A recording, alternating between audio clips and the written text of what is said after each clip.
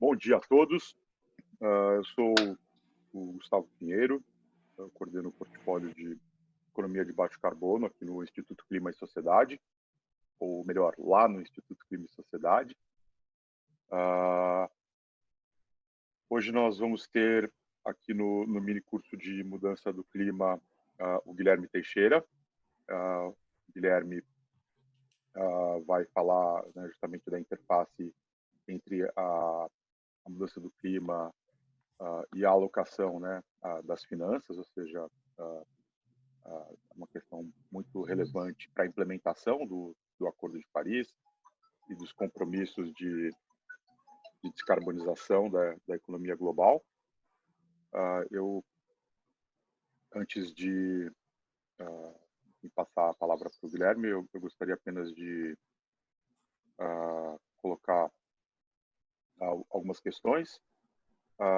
Como todos vocês já devem saber, depois de algumas aulas desse curso de mudanças do clima, o mundo tem um grande desafio. Nós temos que efetivamente descarbonizar completamente, né, em termos líquidos, a economia global até a metade deste século. Estamos falando aí de 2050, ou seja, ao longo dos próximos 30 anos, um período bastante curto, né, e isso nos obriga a redirecionar, né, toda a alocação de capital produtivo no mundo, principalmente das fontes, né, que são grandes emissoras de gases de efeito estufa, como os combustíveis fósseis, né, principalmente o carvão, mas também, né, o óleo e o gás,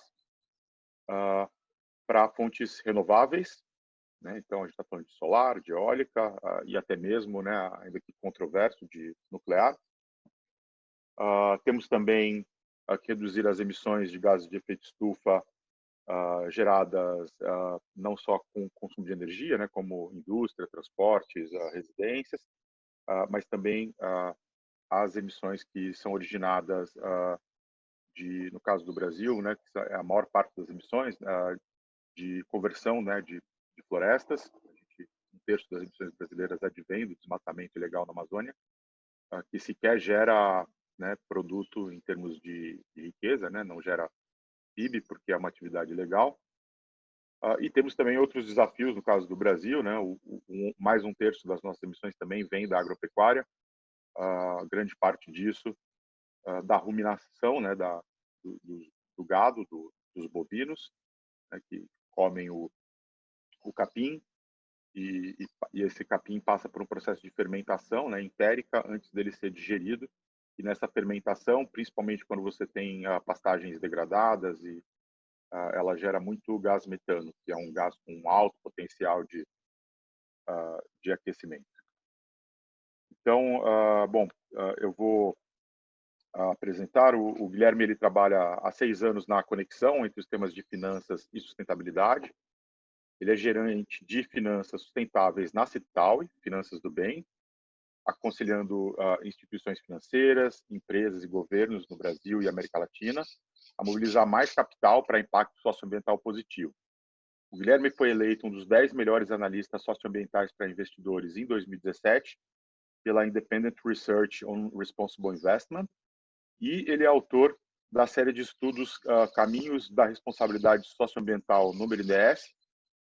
O Guilherme é engenheiro de produção pela UFRJ e mestre em sustentabilidade pela Fundação Getúlio Vargas.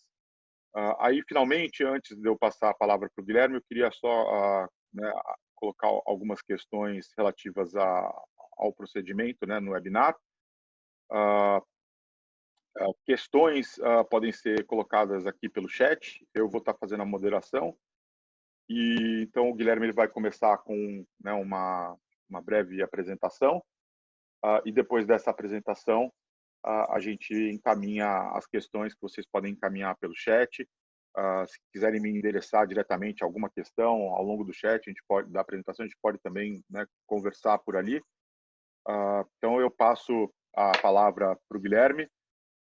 Guilherme, se você puder compartilhar a sua tela e em modo de apresentação, para que a gente possa ter né, você em tela cheia aí. E eu estou tentando abrir o seu microfone. Agora está aberto. Tá aberto, perfeito. Então o chão não, a tela é sua. Perfeito, obrigado Gustavo. Bom dia, né? Bom dia, Gustavo, bom dia a todas e todos. Bom começar aqui agradecendo o convite, né, pela Clima e também do Instituto Clima e Sociedade. Bom, como o Gustavo introduziu, né, a gente tem um desafio de alocação de recursos. Espero que todo mundo esteja me ouvindo bem, só para checar aí essas checagens importantes. Então, se não estiverem, informem, por favor, no chat. E aqui o objetivo é a gente discutir esse desafio de alocação de recursos para mitigação e adaptação às mudanças climáticas. Então, vocês já chegaram a abordar, né, nas aulas anteriores um pouco sobre finanças e carbono. A precificação de carbono foi discutida. Houve também já a discussão sobre o dever fiduciário dos administradores, sua responsabilidade de zelar por recursos e a relação disso com riscos climáticos. Então, a ideia aqui é ir um pouco mais a fundo disso. Claro, é um tema que dá para ser um curso inteiro, mas eu queria combinar com vocês aqui 3 objetivos que eu vejo que são centrais para a nossa discussão hoje. Se alguém tiver aí algum objetivo adicional, algo que acha que não está contemplado, também, por favor, coloque no chat. Então, a gente vai tentar atender esses objetivos e interesses na medida do possível. E aí, 3 objetivos centrais que eu coloco aqui são entender o que é o mapa, né, o complexo mapa de financiamento climático internacional, né, de fato a gente conseguir tangibilizar o que é esse financiamento climático, destacar o papel central dos agentes econômicos nas decisões de investimento e trazer um pouco mais de avanços e tendências desse financiamento climático internacional. Mas para começar aqui, e para acordar um pouco todo mundo, queria pedir para vocês responderem a um quiz, né? É uma pergunta simples que a gente vai desvendar em breve aqui nos próximos slides. Então, vocês podem entrar pelo celular mesmo, nesse site mente.com, digitar esse código ou escanear o QR Code aí com a câmera do celular e aí responder essa pergunta, né? Qual será o total de recursos mobilizados hoje no mundo, né? Aí 2018, que é o dado que a gente já tem fechado, para projetos de mitigação e adaptação climática. Então, respondam lá essa pergunta. A gente vai olhar daqui a pouco as respostas e ver qual de fato é a resposta correta aí, né? Ou qual a estimativa mais próxima, dado a dificuldade, o desafio de mapear todo esse financiamento climático internacional. E o que é esse financiamento climático internacional? Então, para começar, vou recorrer aqui a um pouco de história e algo que você já vem discutindo nas aulas anteriores, né? Então, a Convenção Quadro das Nações Unidas de Mudanças Climáticas, ela já previa a existência de um mecanismo que provesse recursos financeiros na agenda de mudanças climáticas. Então, dado que existiu o consenso de que os países precisavam agir de forma coordenada quanto a esse tema, também houve o consenso de que era necessário um mecanismo de financiamento climático. E aí o artigo 11, né, que eu coloco aqui um trecho, apresenta isso. E aí eu destaco para vocês um primeiro conceito que é interessante alinhar aqui, que é a forma, a modalidade de transferência desses recursos. Então, aqui vocês veem que esses recursos podem, no entendimento à época, poderiam vir por grants ou por um modelo concessional. Então, grant, basicamente, doação. E o modelo concessional, na verdade, é uma concessão de recursos, né, como um financiamento, porém, com algum subsídio, com alguma flexibilização. Então, para tornar um pouco mais tangível, é como acontece quando uma empresa, uma pequena ou média empresa, vai ao BNDES, né, ao Banco Nacional de Desenvolvimento, e busca um crédito, e lá ele consegue uma taxa de juros mais baixa ou um prazo para pagamento desse crédito mais longo do que ele conseguiria num banco privado. Né? Por quê? Porque esse recurso está com um subsídio, então esse recurso está sendo transferido de forma concessional. Então, esse é um primeiro conceito que eu destaco aqui, que são as diferentes formas, né, que esse recurso financeiro pode ser mobilizado para combate às mudanças climáticas. Bom, e qual o instrumento para que essa transferência de recursos no nível internacional fosse realizada? Bom, ainda no início dos anos 90, houve a criação do que é considerado aí um dos primeiros, talvez o primeiro, Fundo Climático Internacional, Global Environment Facility. Posteriormente, foram criados alguns outros fundos. Destaco aqui o Green Climate Fund, em 2010. E esses são fundos, mecanismos, na verdade, ou podemos entender como veículos que permitem que, enfim, países mais ricos, em geral, há também participação de países em desenvolvimento, mas países mais ricos coloquem seus recursos, né, para um gestor de recursos tomar conta desses recursos em um único veículo, que são esses fundos, e depois distribuir esses recursos, avaliar projetos de mitigação às mudanças climáticas, de adaptação às mudanças climáticas e direcionar. Bom, o Acordo de Paris, então, em 2015, também reconheceu esse conjunto de fundos climáticos internacionais estabelecidos como mecanismo financeiro da Convenção, como o mecanismo financeiro oficial para que as metas, para que fossem apoiadas as metas do Acordo de Paris. Ou seja, países, né, precisariam mobilizar recursos por meio desses fundos, especialmente, para, de fato, as metas aí de limitação da temperatura a 1,5 graus, 2 graus, fossem alcançadas. Bom, e, de fato, esses fundos climáticos vêm sendo uma relevante fonte de recursos, afinal, 100% deles é destinado para as mudanças climáticas, mas a gente pode aí ter uma visão de que eles estão aquém das expectativas, né? Então, havia uma expectativa de que fossem mobilizados até 100 bilhões ao ano de dólares no Green Climate Fund até 2020. E, bom, nós estamos aqui em 2020, né, em abril de 2020, com um dado aqui de fevereiro de 2020 de que o total anunciado pelos países de compromisso com o GCF é de 10 bilhões, sendo que só 8 bilhões são confirmados. Então, a gente está bem distante daquela expectativa inicial.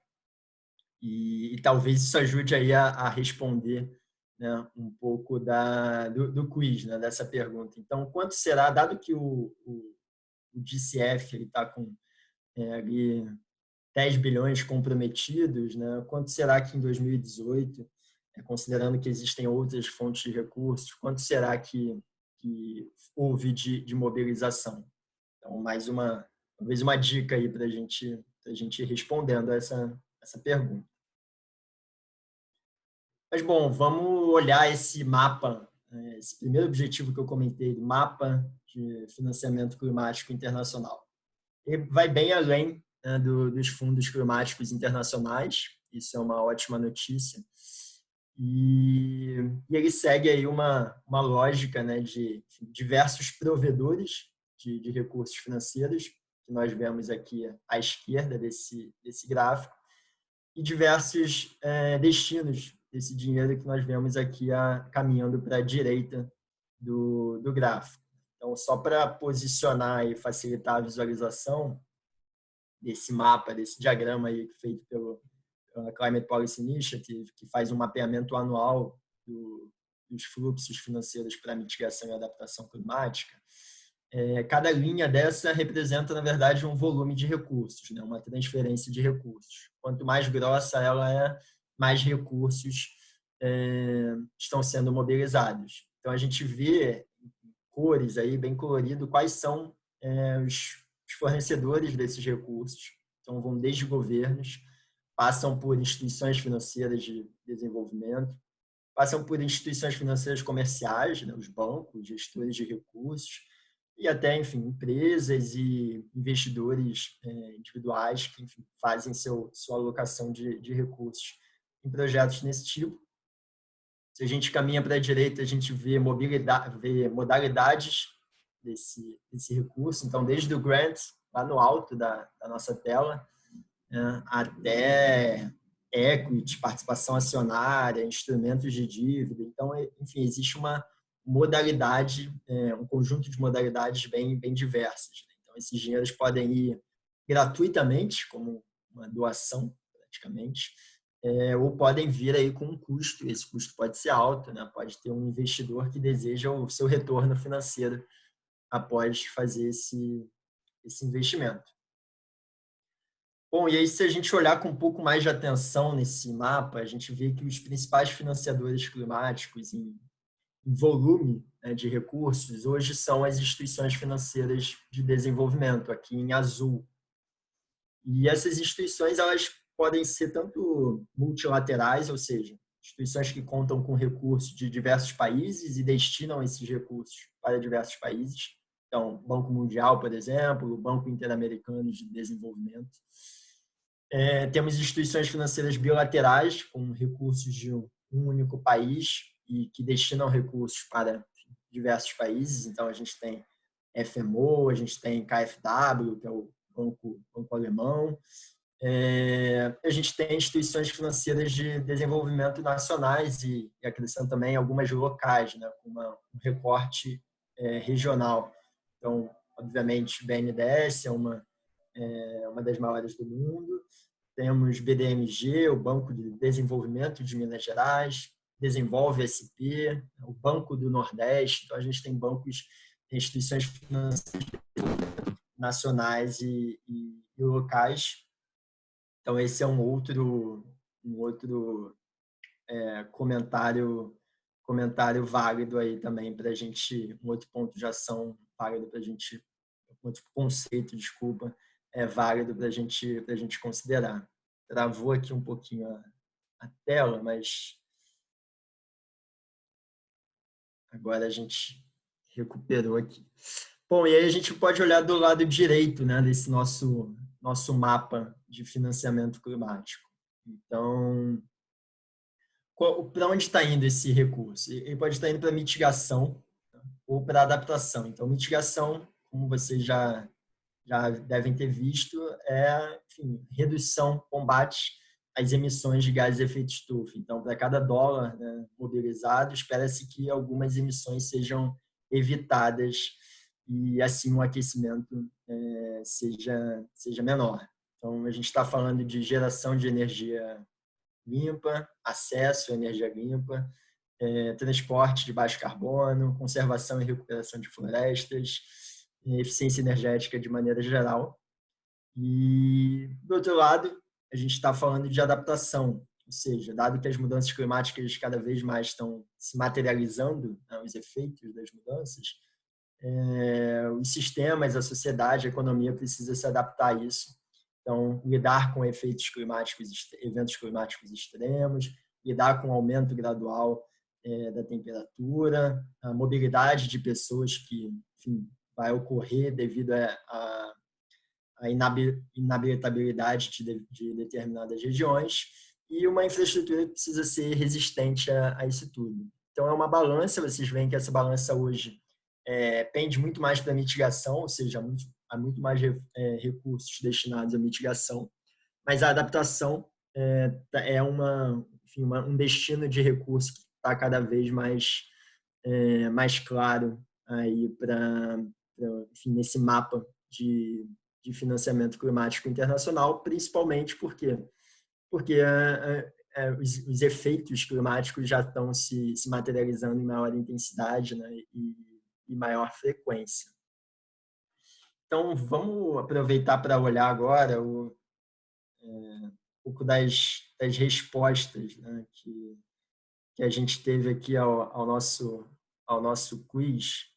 Então, vou olhar aqui, como a gente tem isso em tempo real, a gente tem aqui, enfim, a maior parte das pessoas está entendendo que o total de recursos ficou ali na ordem de grandeza entre 100 e 40 bilhões de dólares, né? Então, 37 pessoas colocaram isso.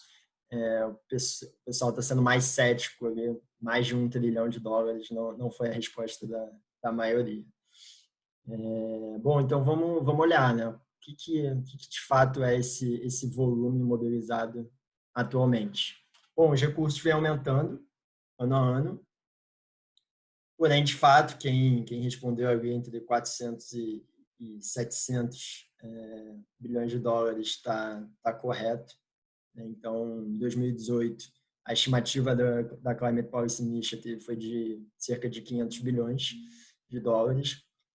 Só que a gente está também aqui uma ressalva de que esse mapa, né, como vocês viram, é bastante complexo. Então, pode ter aí alguma variação, algum recurso que não é ainda carimbado, que não é identificado, mas essa é a ordem de grandeza. Então, felizmente, esse recurso vem crescendo e chega nessa cifra atualmente. Porém, se a gente olha isso em perspectiva, comparando, por exemplo, com o PIB mundial, né, em torno de 80 trilhões de dólares na estimativa, talvez esse ano, né, tenha aí uma queda, muito provavelmente pela pandemia, a gente está ali olhando uma diferença enorme, né? Meio trilhão não faz nem cosquinha, né, dentro desse universo, né, desse PIB mundial. Então, ainda é um recurso limitado, dado que o desafio das mudanças climáticas não é nada limitado e tem esse poder de afetar todos os países. Então, a gente tem alguns recursos que precisam ser aí destravados, né? Para que, de fato, a gente consiga reduzir esse aumento de temperatura e se adaptar aos efeitos desse aumento. Só que, enfim, destravar esses recursos significa mexer no bolso, né? Mexer nas decisões de investimento dos agentes econômicos, né? E aí, quem são esses agentes econômicos? Então, essas imagens que eu coloco aqui, enfim, algumas vocês talvez já conheçam, outras não. Estou falando do, enfim, Toro, né, representando Wall Street, então, enfim, mercado financeiro tradicional, enfim, gestores de recursos, bancos, né, precisam mobilizar esse recurso. A gente tem ali um banco com seus clientes poupadores, também, enfim, agentes econômicos. E na primeira imagem, não sei se alguém reconhece ou suspeita, ali a gente está olhando para o governo indonésio, né? Então, governos nacionais, governos locais são também um agente econômico que precisa considerar que vai ser impactado positivo ou negativamente, e aí especialmente negativamente, pelas mudanças climáticas. Então, escolhi essa imagem considerando aí o caso, né, que nós temos da decisão, né, sendo discutida na Indonésia de mover sua capital. Então, a capital hoje é Jakarta, enfim, é uma das cidades que tem maior vulnerabilidade ao aumento do nível do mar. E, enfim, tem projeções que apontam que a capital pode ficar submersa, boa parte dela submersa até 2050. Então, o governo discutiu de mover essa capital. Claro que isso envolveu também outros argumentos político-econômicos, né? A gente sabe que, enfim, as decisões consideram diversas variáveis, mas a Indonésia está considerando esse fator climático, né, para essa decisão de mudar, de transferir sua capital para Bornéu, saindo de Jacarta. Mas por trás disso também tem, enfim, muita crítica de que o desenvolvimento de uma nova infraestrutura, se ela não for pensada de uma maneira que ela seja de baixo carbono e resiliente na nova capital, ela também vai incentivar os efeitos, né, das mudanças climáticas, a poluição atmosférica que é vista em Jacarta, enfim. Não é uma equação simples, né? E essa equação precisa ser considerada também pelos governos locais, então governos locais, indivíduos, instituições financeiras são agentes econômicos que precisam ter essa percepção para que os recursos sejam destravados. E a gente está falando de agentes econômicos, então a gente deve falar de riscos e oportunidades financeiras. Então, enfim, diversas projeções colocam aí, calculam qual é o risco, né, o risco financeiro que as mudanças climáticas podem trazer, tanto para a produção econômica da indústria, para a agricultura, para a infraestrutura. Então, aqui a gente não precisa ir muito longe. À direita, a gente tem uma imagem de Recife, com contenção ali para o nível do mar, né, para algumas tormentas. E, enfim, cada momento que é feita uma obra para reconstruir a infraestrutura afetada ou para fazer uma contenção, isso é um gasto, né? Ainda que na rúbrica do município ou do governo do estado talvez não esteja lá mudanças climáticas, não, custo ou investimento relativo às mudanças climáticas, isso deveria ser mapeado, porque de fato é.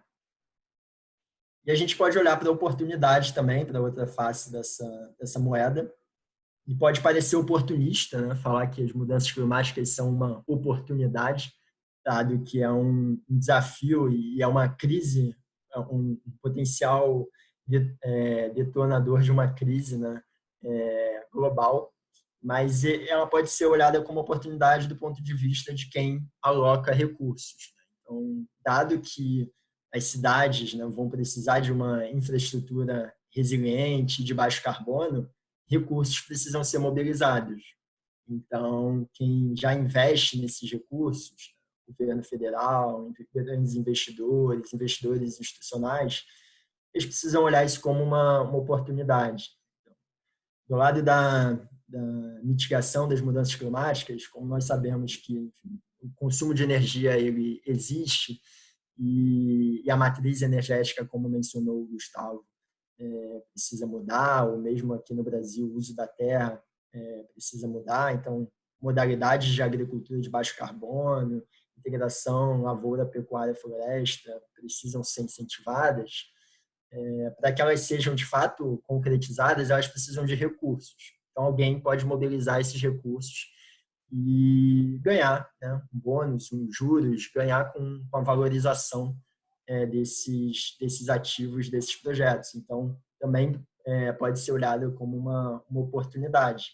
Existem oportunidades que são de alta emissão de carbono, existem essas oportunidades de baixa emissão de carbono.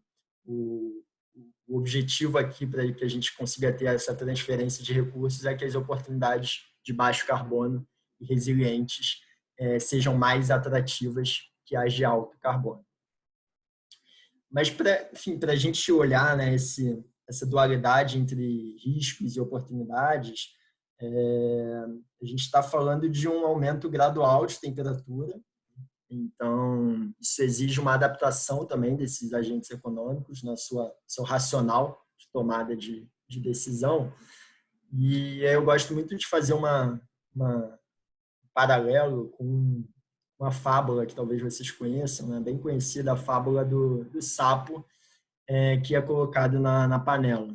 Então, enfim, essa fábula diz que se a gente coloca o sapo na panela, numa panela com água quente, o sapo já pula fora. Porém, se a gente coloca um sapo numa panela com água morna e vai aquecendo gradualmente essa temperatura, assim como ocorre com as mudanças climáticas na Terra, que vão gradualmente aumentando a temperatura, esse sapo não vai percebendo esse aumento gradual, e aí, segundo essa fábula, o sapo não conseguiria sair da panela a tempo, porque quando a água estivesse muito quente, ele já não teria capacidade de reagir. Então, isso é uma fábula bastante usada, até paralelo com outras questões. Porém, uma vez eu fui enfim, usar esse paralelo com as mudanças climáticas e busquei um colega biólogo, né, para perguntar por que o sapo não sairia de fato, e se de fato o sapo não sai, né, se isso é real ou não é real, é só um mito. E, bom, ele falou que não, de fato, os sapos têm capacidade de perceber o aumento da temperatura, e se de fato depois vocês buscarem aí no Google, tem alguns experimentos, né, cientistas, biólogos, testando que o sapo de fato tem capacidade de perceber o aumento gradual dessa temperatura e pular fora da panela e sobreviver. Então, reagir a tempo e sobreviver. Bom, então,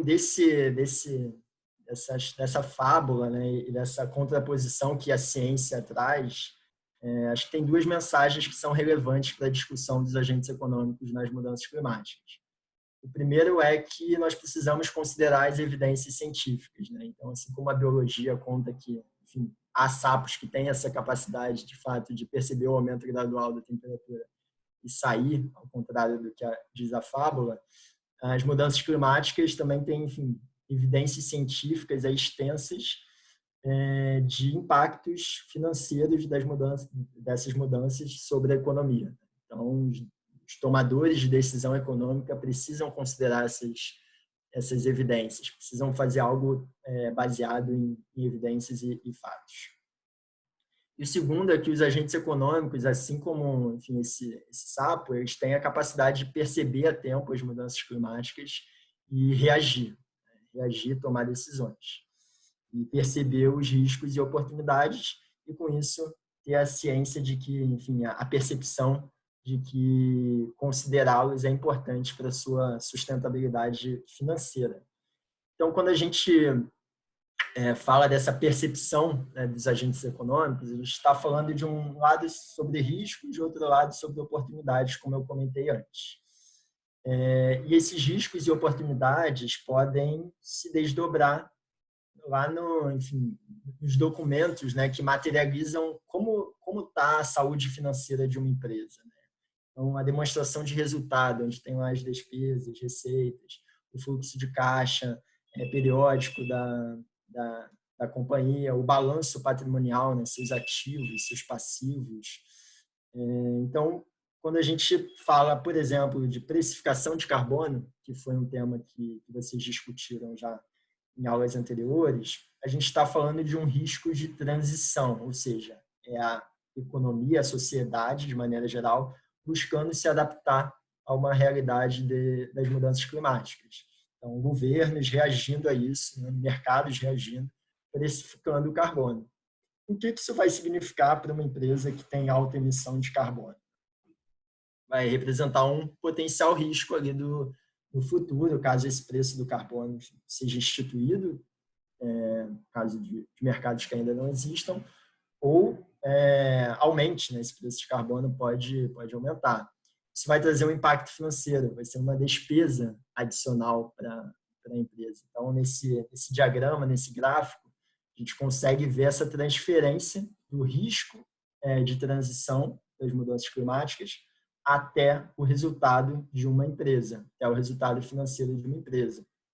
A gente pode estar falando de riscos físicos também, que são as mudanças nos ecossistemas, as mudanças no ambiente, que são causadas pelo aumento da temperatura. Então, uma delas é o estresse hídrico, ou seja, indisponibilidade de água para a agricultura, por exemplo. Então, quando ou mesmo, enfim, para atividades produtivas. E a gente também não precisa novamente ir longe. Brasília, Rio, São Paulo passaram recentemente, outras cidades passaram recentemente por esse desafio, e houve empresas que tiveram que paralisar suas operações. Então, quando elas paralisaram suas operações, elas deixaram de ter alguma receita. Então, também o impacto vem aqui em receitas. A gente pode olhar também que, enfim, eventos climáticos extremos podem afetar parte de uma propriedade agrícola, né? Perder ali a viabilidade de usá-la, de explorar esse pedaço de terra economicamente. Isso pode representar um impacto, né, no que seria o ativo de uma companhia. Então, vai afetar lá o balanço patrimonial. Então, esse risco vai ser transferido. De forma análoga, oportunidades podem também ter essa transferência para o impacto financeiro das empresas. Então, quando a gente está falando de oportunidades de uma empresa fazer cogeração de energia, ou seja, ela pode utilizar seus resíduos ali, de biomassa, por exemplo, algo que, enfim, seria descartado para gerar energia, ela vai ter ali uma oportunidade de vender essa energia ou mesmo de não consumir tanta energia do sistema interligado nacional. Então, isso é uma oportunidade de um impacto financeiro positivo na companhia, e por isso esses riscos e oportunidades precisam ser considerados num planejamento estratégico e numa gestão de riscos típica das organizações. Bom, e aí, tendo em vista, né, esses desafios, reguladores do mercado financeiro, instituições financeiras, empresas começaram a reparar que existe aí uma potencial tragédia do horizonte, fazendo o paralelo com a mais conhecida tragédia, né, dos comunistas. Então, a gente está falando aqui da tragédia do horizonte, que foi cunhada pelo presidente do Bank of England, então de um presidente de um banco central, um dos principais bancos centrais do mundo, a partir do diagnóstico de que existem riscos climáticos que vão se materializar só num médio e longo prazo, ainda que existam riscos já se materializando hoje, mas a intensidade e frequência tem grande probabilidade de ocorrer no médio e longo prazo. E muitas vezes esse prazo é mais longo do que os horizontes de gestão de risco e planejamento estratégico das companhias hoje.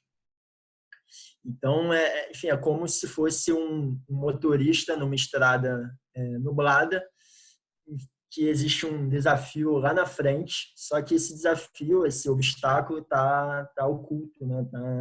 Não é possível ser visualizado hoje por esse motorista.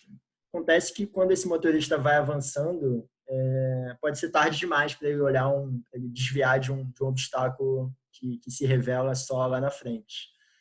Bom, e é disso que fala a tragédia do horizonte, cunhada pelo Carney, né, presidente do Banco Central inglês, de que as mudanças climáticas, em algum momento que elas se tornem mais evidentes e tangíveis para empresas e instituições financeiras, pode ser tarde demais para uma tomada de decisão de reagir a esses riscos, e isso pode gerar um choque, né, um choque para o sistema financeiro internacional.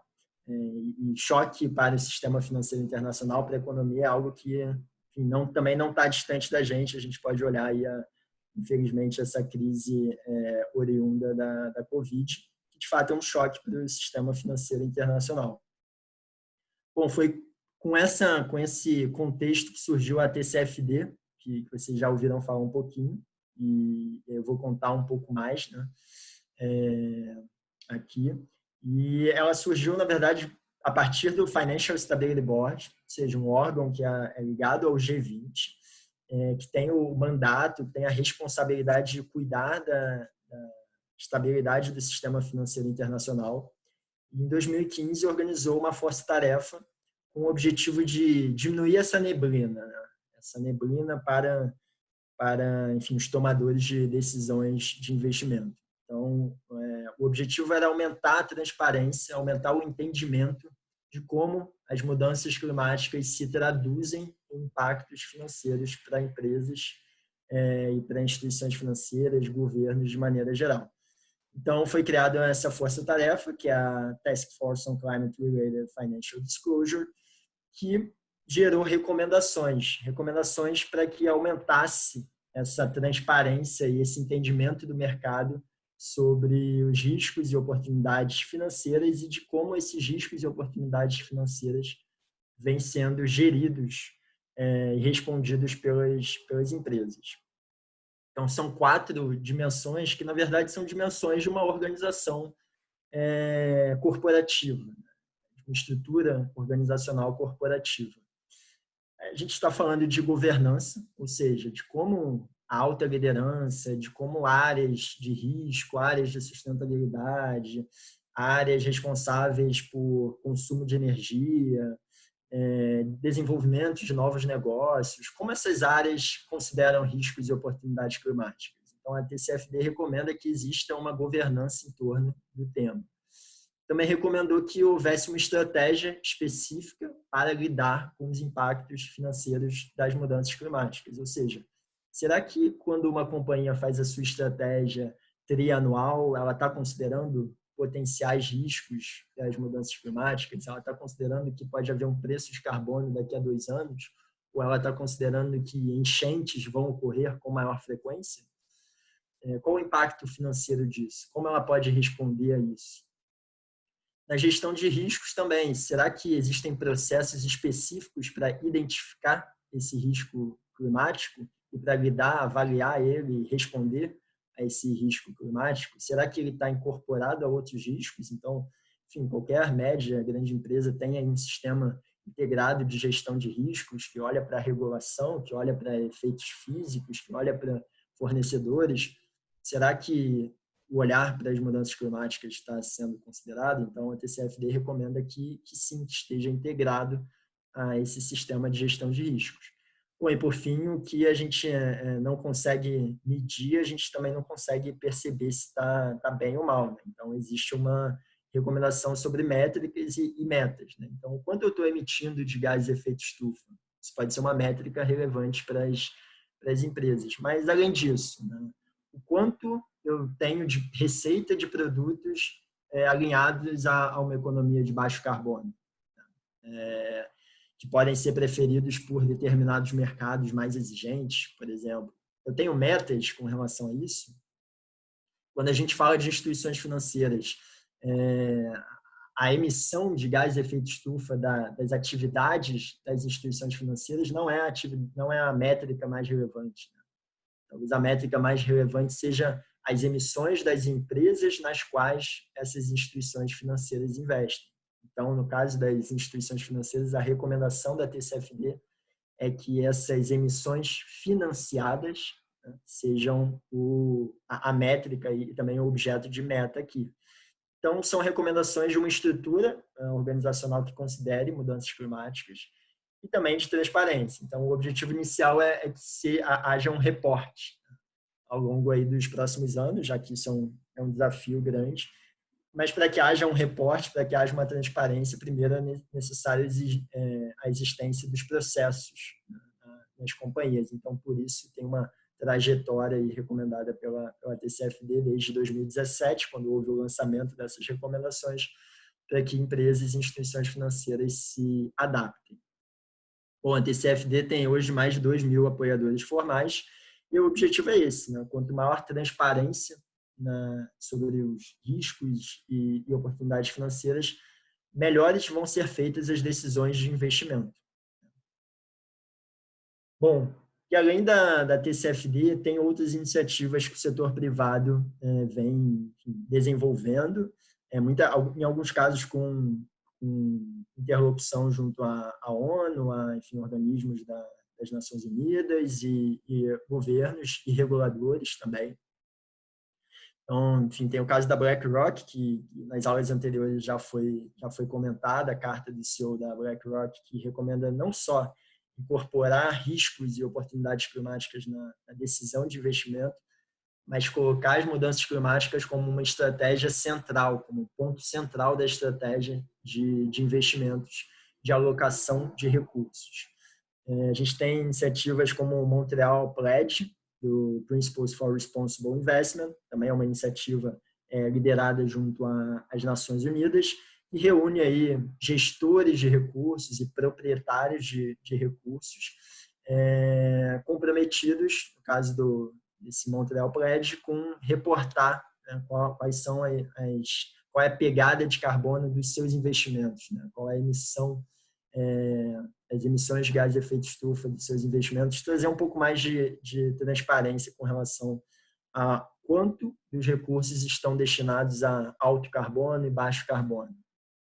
A gente tem a iniciativa liderada também junto à ONU Meio Ambiente, a UNEP-FI, Portfolio Decarbonization Coalition, que fala da descarbonização dos investimentos. Também tem o compromisso de diversos investidores de reduzir o percentual, né, das suas carteiras de investimento, ou seja, do total de investimento deles, e se comprometem a reduzir o percentual, reduzir o total de recursos, também em números absolutos, destinado às empresas de setores com maior emissão de gás de efeito estufa, né? Então, a gente está falando de combustíveis fósseis, mineração, agricultura com alto carbono, pecuária, enfim.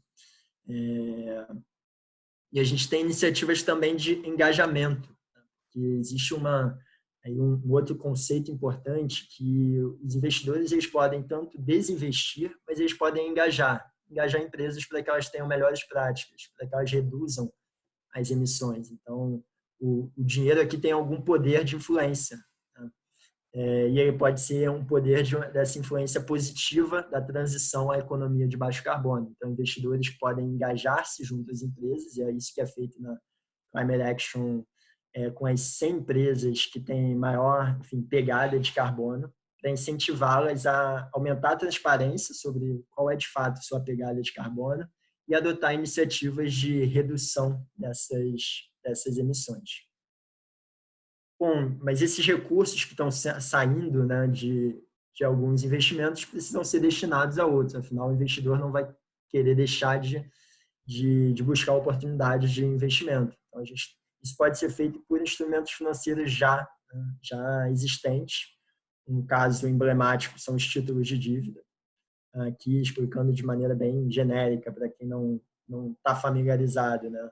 O título de dívida ele é, na verdade, uma opção de captação de recursos em que uma empresa, ao invés de ela buscar um banco, um empréstimo de um banco para realizar o seu projeto, ela emite títulos de dívida no mercado para diversos investidores apoiarem esse projeto, proverem recursos para esse projeto, e depois esses recursos são pagos, né, com juros, com um bônus para os investidores. Então, aí, há cerca de 10 anos, houve uma adaptação, um entendimento de que esses títulos de dívida poderiam financiar projetos verdes e ter um rótulo verde, né? Então, financiar projetos de eficiência energética, energia renovável.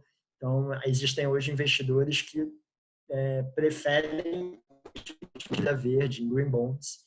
Isso pode ser feito por instrumentos financeiros já existentes no mercado. A gente vê aqui só uma ilustração do crescimento desse mercado nos últimos anos.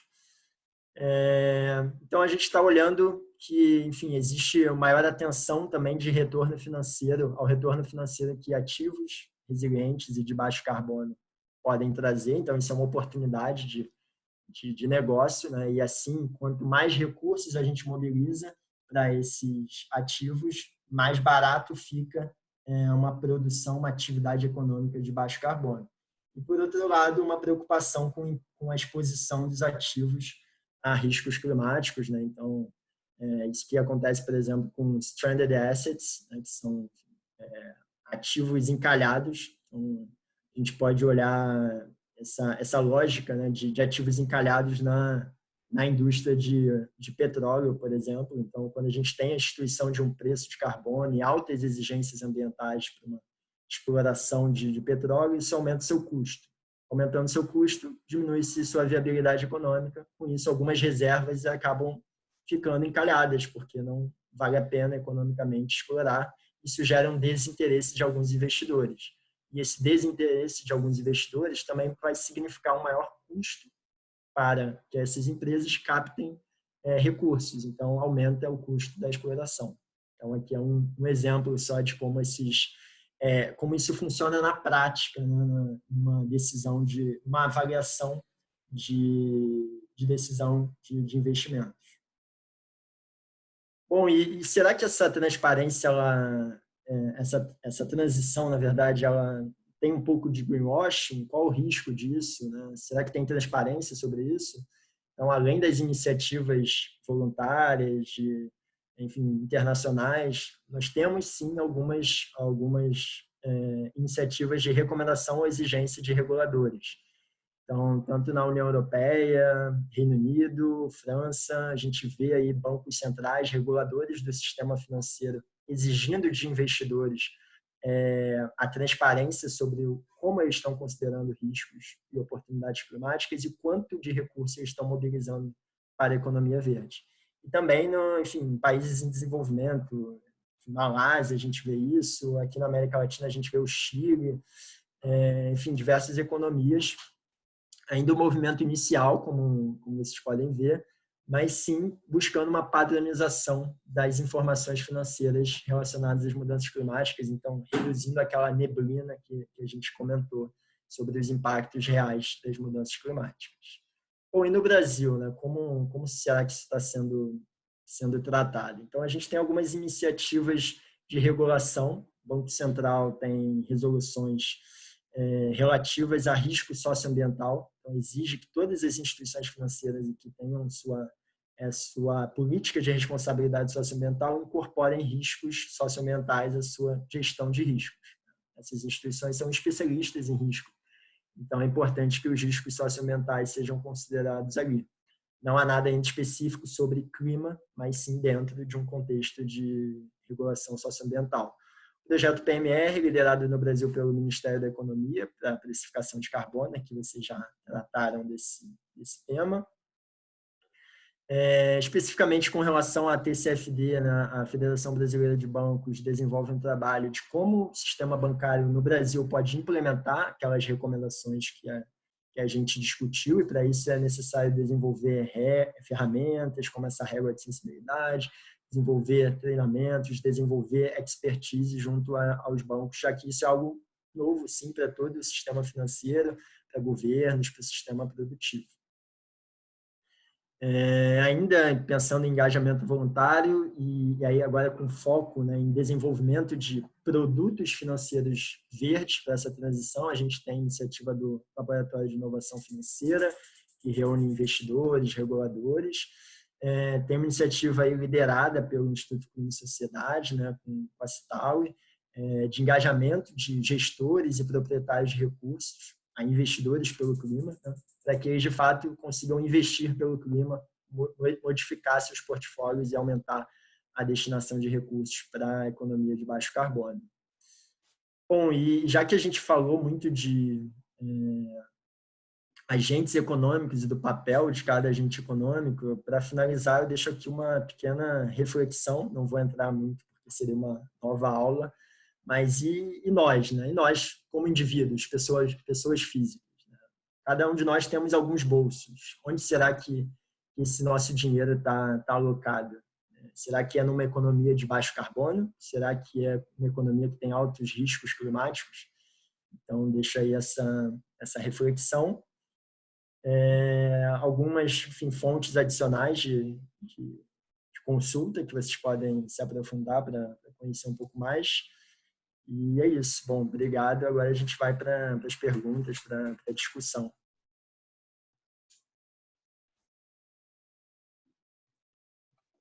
Legal. Guilherme, muito obrigado pela apresentação.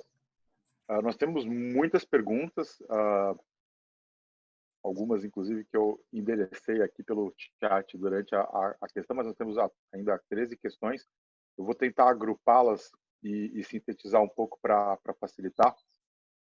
Eu acho que talvez a gente pudesse fazer em blocos de 3 questões. A primeira é uma pergunta da Paula Macedo Guedes. Ela quer saber sobre os índices de sustentabilidade nas bolsas de valores e como é que, né, pode acontecer de empresas que têm atividades de alto impacto, como mineração, por exemplo, integrarem esses índices. Se você podia, enfim, como você vê essa questão e como a gente pode mudar a percepção dos investidores e dos acionistas, né, para que as empresas efetivamente incorporem a sustentabilidade, né, já que elas estão participando desses índices. Acho que no caso do Brasil, né, a gente tem a Vale que estava no ISE até há pouco tempo, né, até a tragédia do rompimento da barragem.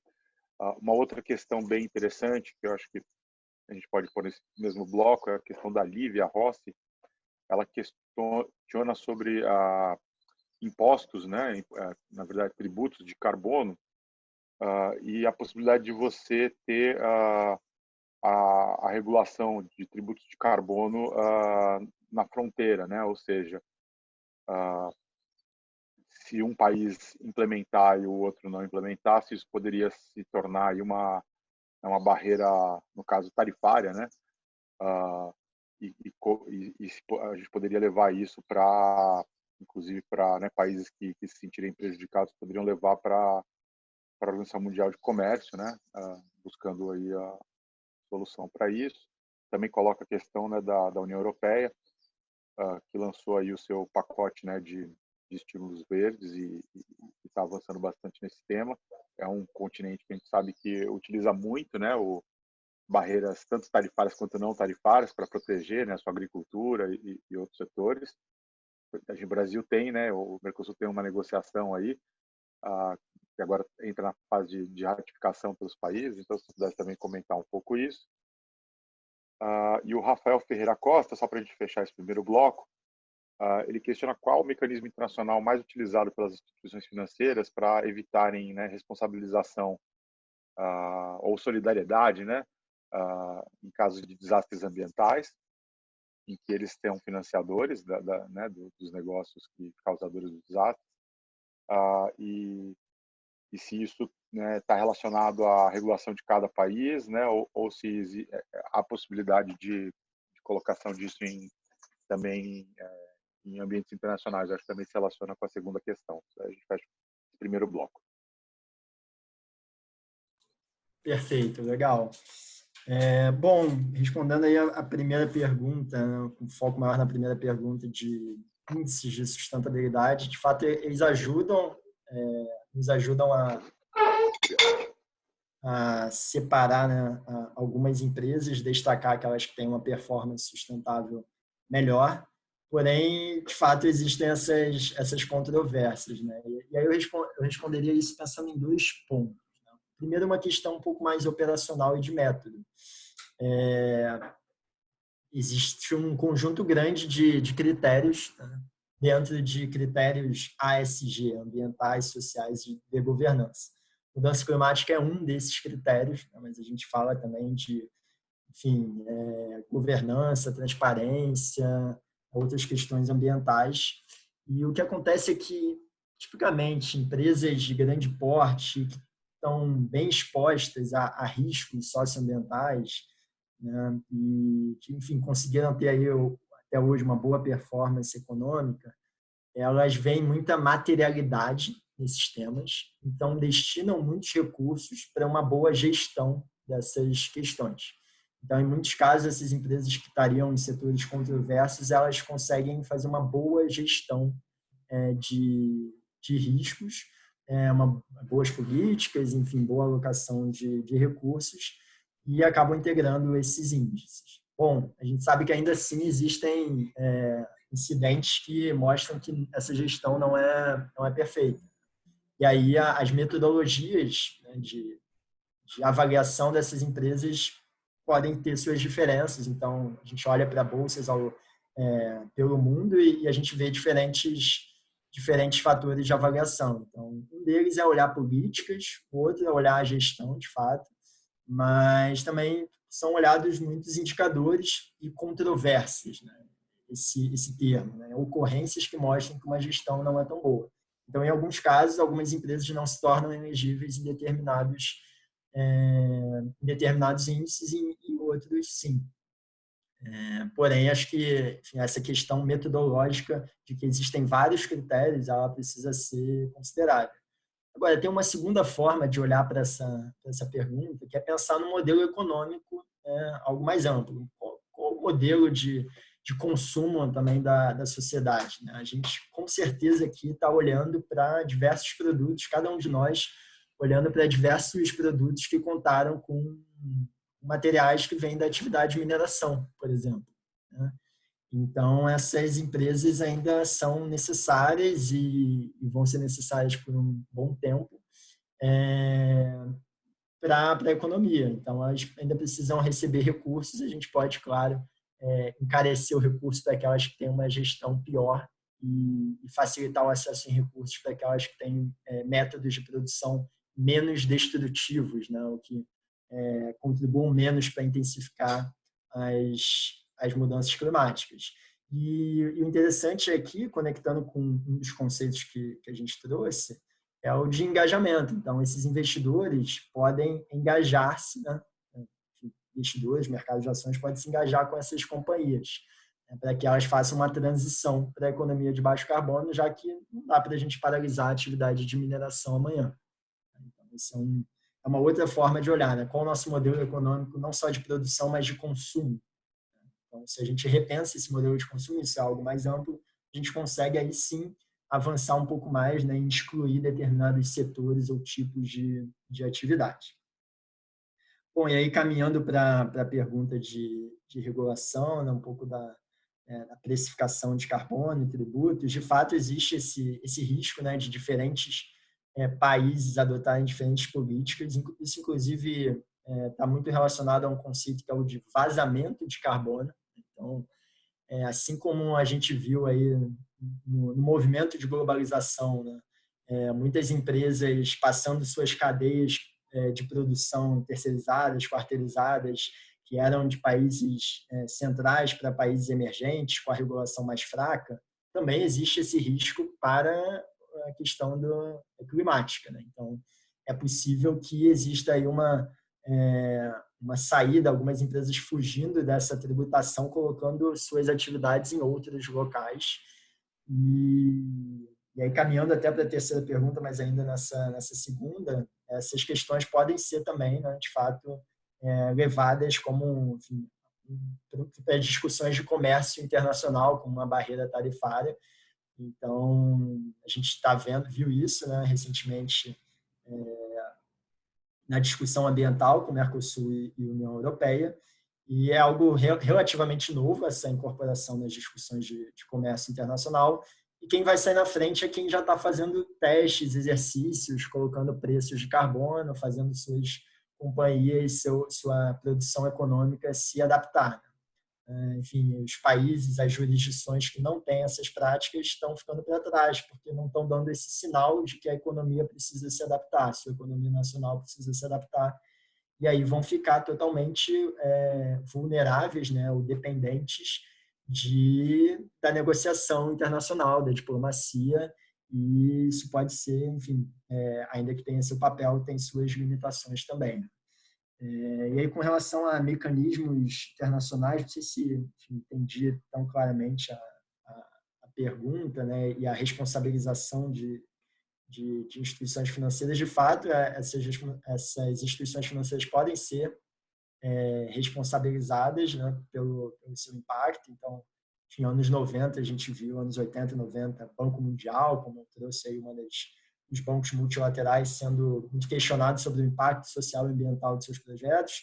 Mais recentemente, a gente viu uma emergência do termo mitigância climática, né, de que as empresas podem ser responsabilizadas, investidores podem ser responsabilizados, dado que em algumas jurisdições existe o entendimento da responsabilidade solidária, né, de que, enfim, quem provê esses recursos também poderia ser responsabilizado por danos socioambientais e poderia estar no âmbito também da questão climática.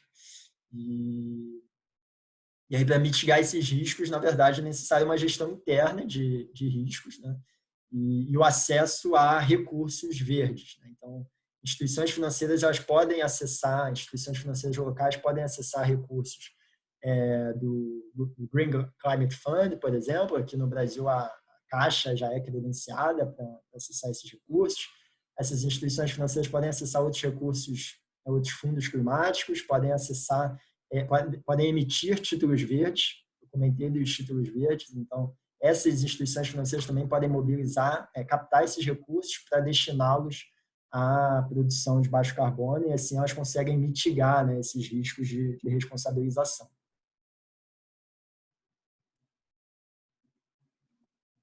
Legal, Guilherme. Acho que vale, talvez, só se eu puder acrescentar, né? Tem uma publicação bastante interessante, que é produzida pela Cital e apoiada pelo IX, que é a Não Perca Esse Bonde, onde tem, inclusive, uma indicação, né, de uma proposta de taxonomia, né, ou seja, de quais projetos que poderiam ser financiados por títulos verdes no Brasil, e com 3 níveis de conformidade, né? Então, projetos em conformidade com a NDC brasileira, que a gente sabe que é bastante aquém das expectativas, né? Ela é uma NDC que olha para o passado, eu diria, e também projetos em conformidade, né, com um limite de um teto de aquecimento de 2 graus Celsius na média, e finalmente, né, projetos em conformidade com aquecimento máximo de 1,5 grau até o fim do século. Eu recomendo a todos também, né, entrar no site da Cital e pode baixar lá na seção de publicações, dar uma lida nessa publicação, é muito interessante. Ela ainda, né, tem um grande potencial de influenciar toda essa agenda de títulos verdes. Acho que tanto o pessoal, né, do direito, né, que trabalha em escritórios, que faz estruturação de títulos, quanto do mercado financeiro, que está olhando aí para ativos verdes, é um guia que eu acho que é realmente a grande referência que a gente tem hoje no Brasil. Mas vamos seguir aqui, temos muitas outras perguntas, elas não param de chegar. A próxima pergunta é do meu xará, o Gustavo Reginato. Ele pergunta como acessar recursos de fundos como o GEF, né, Global Environment Facility, e o GCF, né, o Green Climate Fund, para investimento em infraestrutura pública. A gente tem também uma pergunta do Pedro Carvalho. Ele pergunta, né, sobre exatamente, você colocou a tragédia do Horizonte, né, e considerando a tragédia do Horizonte e os longos ciclos de investimento em infraestrutura para a produção de combustíveis fósseis, qual seria o grau de acerto aí, né, para você avaliar um pouco, né, do planejamento energético brasileiro, considerando que a gente tem hoje, né, esse debate muito grande sobre o gás natural, né, o ministro já externou aí o interesse de investir pesadamente em gás natural. A gente tem também, né, o pré-sal, que continua como carro-chefe do programa né, de concessões e alavancando investimentos pesados. E são projetos todos que têm horizontes de 20, 30 anos, né, de project finance. Ele coloca, acho que bem interessante essa pergunta, né? Eles poderiam se tornar obsoletos, né? Acho que ele está se referindo justamente a se tornarem ativos encalhados, né? E nesse caso, né, considerando-se a necessidade da expansão da oferta energética brasileira, a gente não deveria estar olhando um horizonte de investimentos mais sustentáveis para o longo prazo. E aí, por fim, para a gente fechar o segundo ciclo de 3 perguntas, a Natália Rodrigues Alves pergunta, na sua opinião, quão avançado está o Brasil em relação a outros países nas iniciativas para a descarbonização dos investimentos.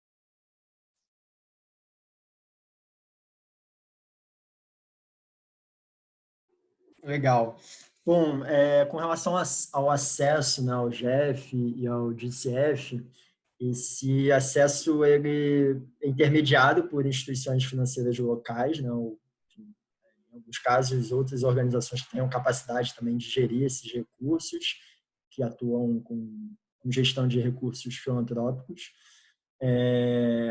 Então, ele não é direto, né? Um governo, enfim, é difícil que um governo acesse diretamente esses fundos climáticos internacionais, isso é tipicamente intermediado por instituições locais, e existe um desafio muito grande que e por isso que tem essa intermediação, que é se credenciar a acessar esses recursos. Então, por serem recursos carimbados, verdes, recursos caros, né, porque eles são muitas vezes grants, né, são, enfim, quem provê o recurso não está buscando ali um retorno, eles precisam ser considerados recursos caros, ou seja, não dá para eu desperdiçar esse recurso.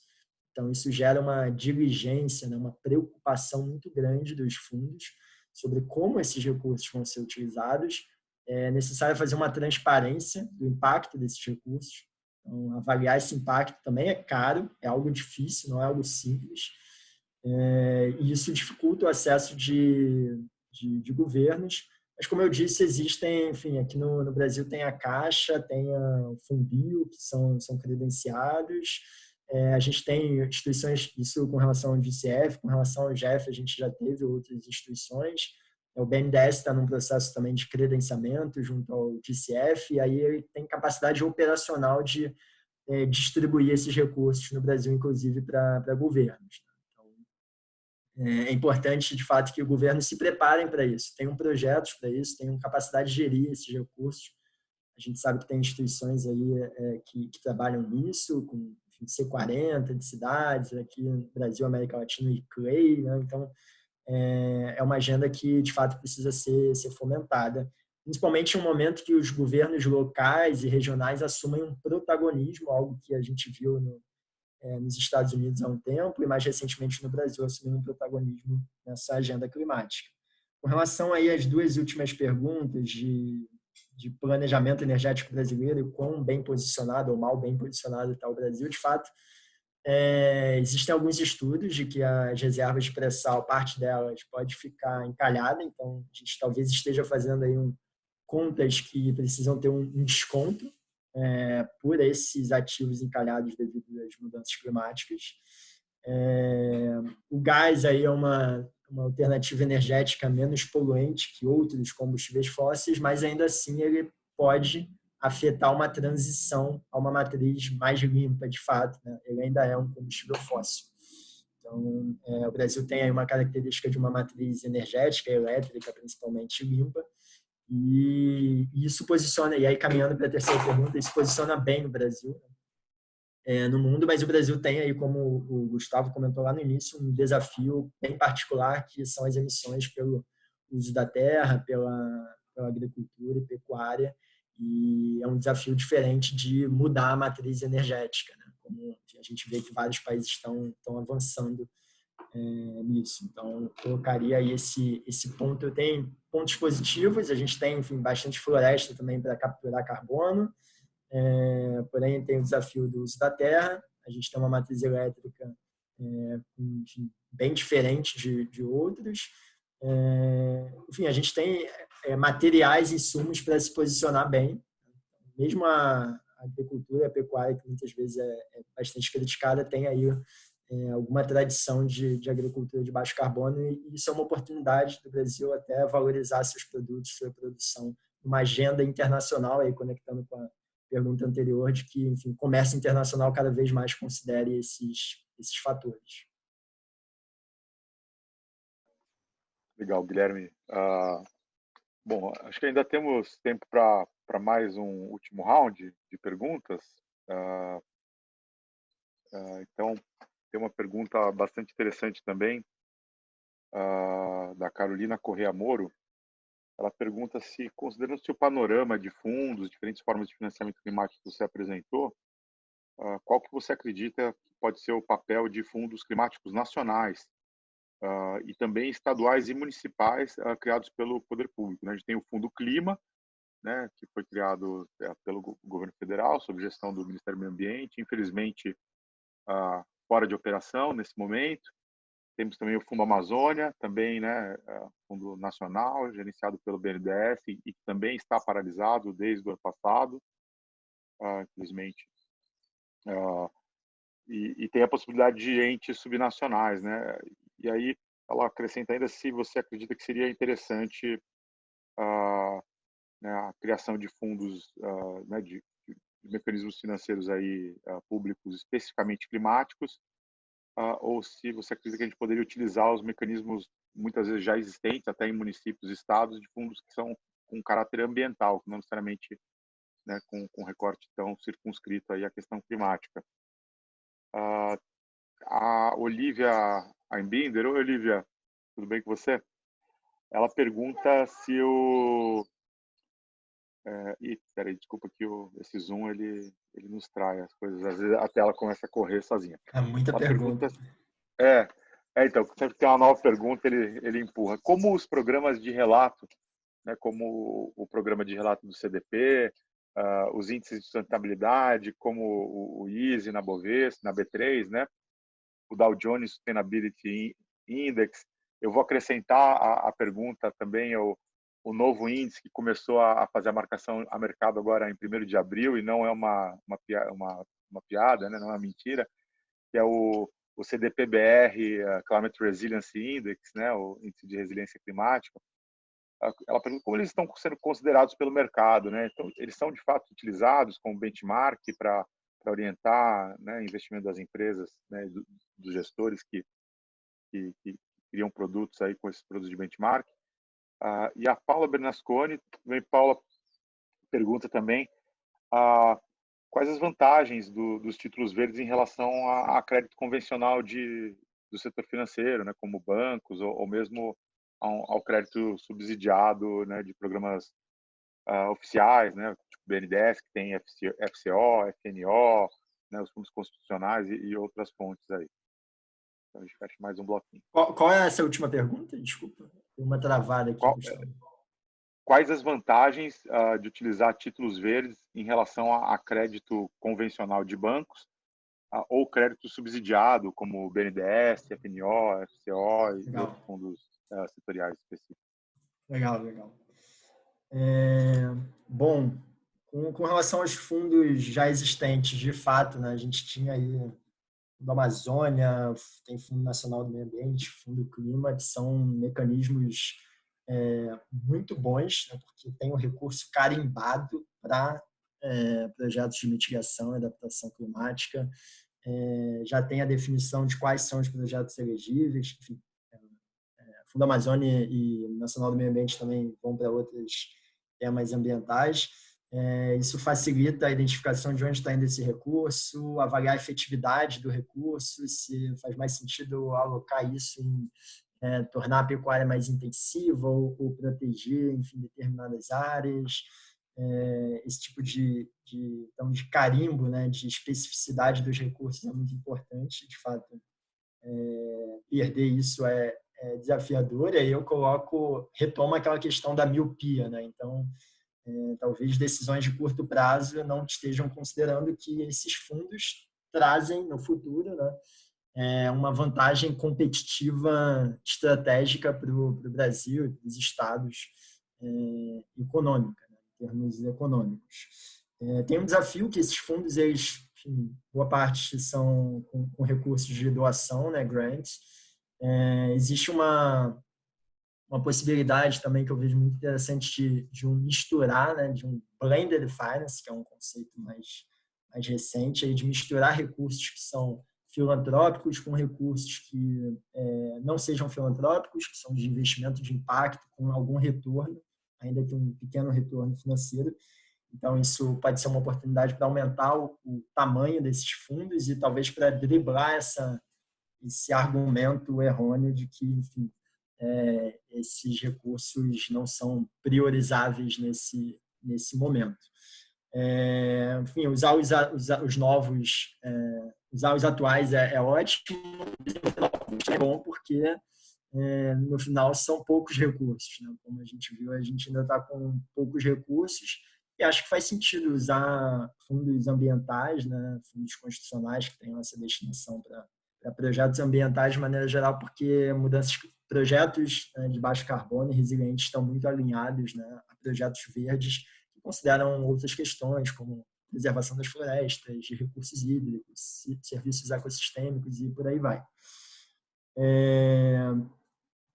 E, bom, com relação ao índices, né, iniciativas do mercado, de fato, eu vejo que durante muito tempo esses índices eles foram utilizados especialmente para separar as piores empresas, né? Então, quem não tivesse ali estava com uma gestão ruim para aqueles investidores que de fato querem considerar a sustentabilidade na sua tomada de decisão. Eles vêm evoluindo, então a gente vem aí vendo novos índices sendo criados, revisão de critérios também, então é um processo natural de evolução. Então, cada vez mais são pedidas mais informações dessas empresas, e é natural isso, porque as empresas vão estar preparadas para dar mais informações, informações mais confiáveis.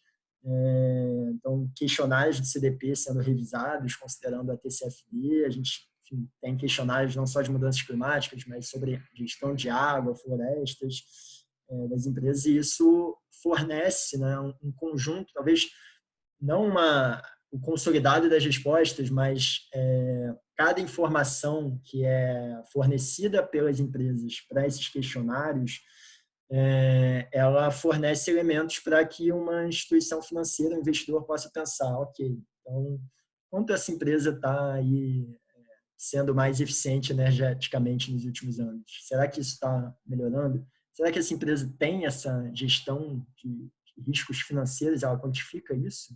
As perguntas estão ficando cada vez mais assertivas e, portanto, isso facilita que investidores levem isso em consideração.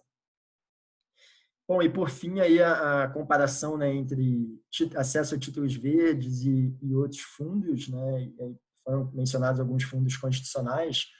Acho que a principal diferença, né, de vantagem é que os fundos constitucionais, os fundos governamentais, eles estão ligados a uma política, enfim, fiscal, econômica de governo, que tem uma limitação de recursos bem clara, que é vulnerável a decisões fiscais e que pode, portanto, limitar esses recursos. Quando a gente olha para instrumentos de mercado, investidores de títulos de dívida, a gente tem aí um pool, né, uma diversificação de investidores muito maior. Então, você consegue acessar outros investidores. Empresas brasileiras podem emitir títulos verdes fora do Brasil, por exemplo. Já houve enfim, há diversos casos dessas emissões. Então, você consegue acessar outros bolsos, né, para outros tipos de projeto também, porque projetos que são pagos com recursos governamentais não deveriam necessariamente apoiar prioritariamente grandes empresas. Essas empresas têm capacidade de buscar outros tipos de recursos, né? Então, esses fundos podem apoiar ali pequenos produtores, pequenos agricultores, a pequena e média empresa que também precisa fazer parte dessa transição à economia, e os governos, né, que não têm esse acesso ao mercado como grandes empresas têm. Então, acho que é mais uma decisão de considerar o acesso a diferentes bolsos e também o papel que cada dinheiro, né, de cada tipo de dinheiro tem, né, dinheiro que sem fins lucrativos, dinheiro que seja governamental também, versus um dinheiro que está buscando um retorno. Então, acho que isso deve ser levado em consideração na hora de buscar recursos para a economia de baixo carbono. Legal, Guilherme, muito obrigado. Olha, nós temos ainda 9 perguntas aqui não respondidas, a gente vai encaminhar para o Guilherme. Infelizmente, dado o horário, né, a gente tem que encerrar. Eu queria, antes de estar encerrando, Pode mandar as convidar perguntas. todos vocês para o curso amanhã. Amanhã a gente tem uma sessão, né, com foco em adaptação da mudança do clima, um dos temas mais importantes, principalmente para países em desenvolvimento como o Brasil.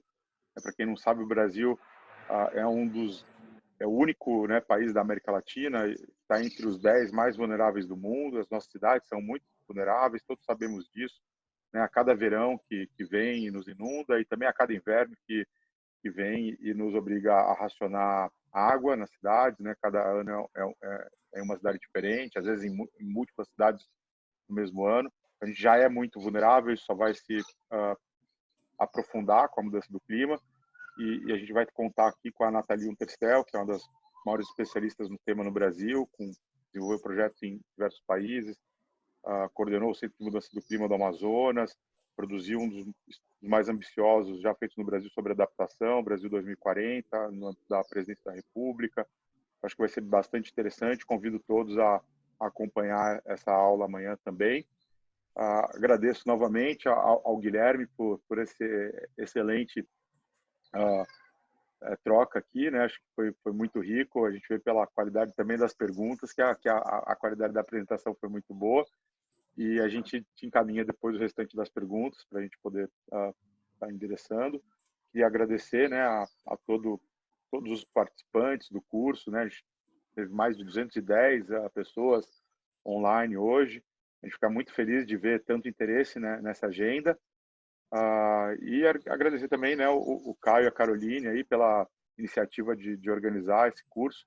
Acho que está sendo muito interessante ter esse contato, amplificar um pouco né, essa agenda para mais atores de outros públicos, né, o pessoal do direito, que nem todo mundo está tão próximo dessa agenda. É uma agenda que vem mais das ciências, né, e da física, química, depois foi entrando na parte financeira, desde do relatório Stern, que eu deixo aí como recomendação também de leitura para quem quiser se aprofundar no tema da economia da mudança do clima, né, o Stern Report. É uma das perguntas que vocês podem ver ali no chat de perguntas e respostas, inclusive deixei o link para uma das pessoas que perguntou. Recomendo muito a leitura. Ele é um relatório que já tem mais de 10 anos, mas ele continua atual, né? Ele foi lançado em 2006, mas as premissas continuam válidas, infelizmente, pelo baixo nível de ação climática, né, que o mundo adotou até hoje. Então, com isso, eu me despeço e agradeço e deixo esse convite para todos estarem aqui amanhã novamente para uma aula sobre adaptação à mudança do clima. Um grande abraço e até amanhã. Obrigado, pessoal. Tchau, tchau.